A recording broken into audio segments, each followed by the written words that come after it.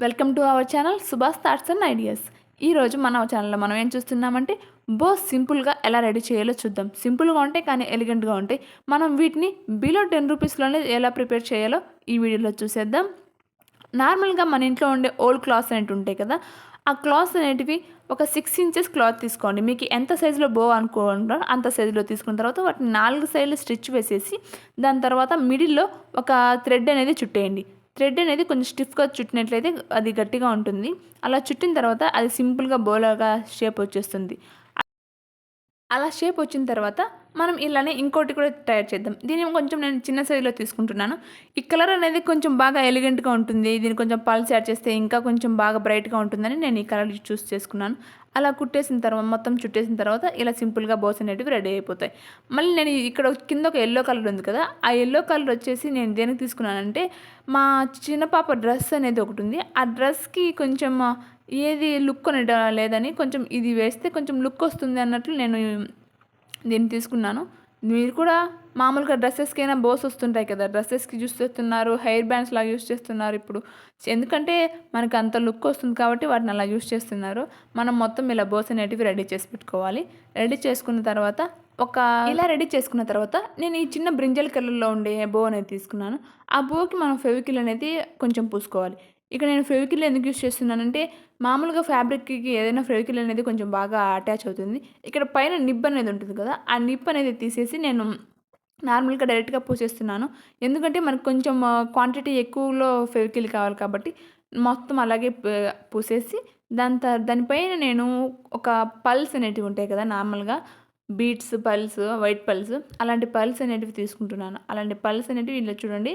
ఇప్పుడు నెక్స్ట్ వస్తుంది వైట్ కలర్లో ఉండే పల్స్ అనేటివి తీసుకున్నాను. ఆ వైట్ కలర్ పల్స్ ఇలా మొత్తం సైడ్స్లో మొత్తం మిడిల్లో మొత్తం పూసుకున్నాను. తర్వాత ఇలా మొత్తం అంటించాక ఆ పల్స్ అనేటివి కంప్లీట్గా అంటించకుండా అక్కడక్కడ ఆల్టర్నేటివ్గా పల్స్ అనేటివి తీసుకొని దాని తర్వాత పల్స్ కాకుండా ఈ వాటిలో కూడా చిన్నగా పూసలు ఉంటాయి కదా వైట్‌వి. ఆ చిన్న పూసలు అనేటివి నేను మళ్ళీ తీసుకుంటున్నాను. ఆ చిన్న పూసలు నార్మల్‌గా అలా వేస్తే అక్కడక్కడ వెళ్ళిపోతాయని ఒక చిన్న బేబీ బౌల్ ఉంటుంది కదా, ఆ బౌల్ తీసుకొని అందులో వేస్తున్నాను. మొత్తం ఫెవికిల్‌కన్నీ అటాచ్ అవుతాయి. మిగిలినవన్నీ ఆ బౌల్‌లో అలానే ఉంటాయి. తర్వాత అలా తీసుకొని వాటిని రివర్స్‌లో అలా అంటిస్తే కొంచెం బాగా నీట్‌గా మొత్తం అంటుకుంటాయి. తర్వాత మనకి చూడండి కొద్దిసేపు అలా కొంచెం పక్కన పెట్టుకుంటే మనకి ఈ బౌ అనేది సింపుల్‌గా రెడీ అవుతుంది. దీన్ని అటాచ్ చేయడానికి నేను ఇలా పప్పీ అనేది వాడుతున్నాను. వీటిని మీరు ఏమంటారో ఐ డోంట్ నో. బట్ మేము పప్పీస్ అనేది అంటాము. దీన్ని అటాచ్ చేస్తున్నాను. నార్మల్‌గా మనం ఫెవికిల్ పెట్టైనా అటాచ్ చేయొచ్చు.